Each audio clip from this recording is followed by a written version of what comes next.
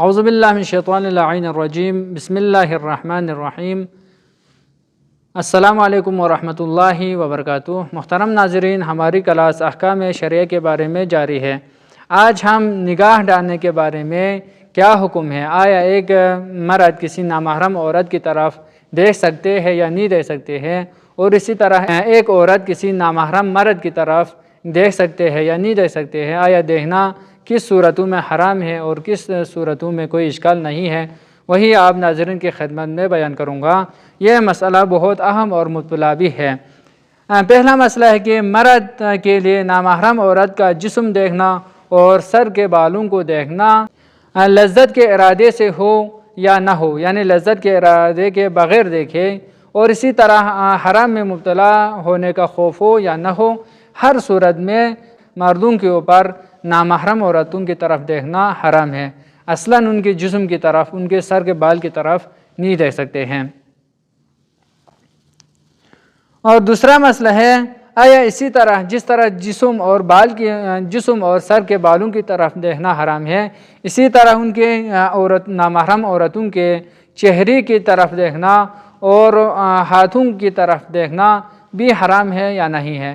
اس کے بارے میں فرماتے ہیں، نامحرم کے چہرے پر نظر ڈالنا اور ہاتھوں کو کوہنیوں تک دیکھنا اگر لذت کے ارادے سے ہو یا حرام کام میں مبتلا ہونے کا خوف ہو تو ان دو صورتوں میں حرام ہے۔ یعنی دو صورتیں فرمایا ہے، ایک تو لذت کی نیت سے اور دوسری صورت ہے حرام میں مبتلا ہونے کا خوف ہو، تو ان دو صورتوں میں حرام ہے۔ اگر یہ دو صورتیں نہ ہو تو اس صورت میں کوئی اشکال نہیں ہے۔ لیکن آیت اللہ سستانی رحمۃ اللہ علیہ فرماتے ہیں، لذت کی نیت سے نہ ہو، لذت کا ارادہ نہ رکھتا ہو اور حرام میں مبتلا ہونے کا خوف نہ بھی ہو، پھر بھی احتیاط مستحب کی بنا پر ان نامحرم عورتوں کی چہرے کی طرف دیکھنا، ہاتھوں کی طرف دیکھنا حرام ہے۔ آیا جس طرح مردوں کے اوپر حرام تھا، اسی طرح آیا عورتوں کے اوپر بھی حرام ہے، یا نہیں ہے نامحرم مردوں کی طرف؟ فرماتے ہیں کہ عورت کے لیے نامحرم مرد کے جسم پر نظر ڈالنا حرام ہے، یعنی جسم کے اوپر، مثال طور پر سینے کی طرف اور جسم کے دوسرے اعضاء کی طرف دیکھنا حرام ہے۔ اور فرماتے ہیں کہ آیا چہرے اور ہاتھوں کی طرف، سر کی طرف دیکھنا بھی حرام ہے یا نہیں ہے؟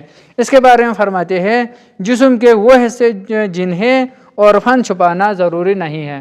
مثال دیتے ہیں، فرماتے ہیں کہ مردوں کے اوپر سر کو چھپانا، سر کے بالوں کو چھپانا واجب نہیں ہے۔ سر کی طرف دیکھنا، مردوں کی سر کی طرف دیکھنا، ان کے چہرے کی طرف، ہاتھوں کی طرف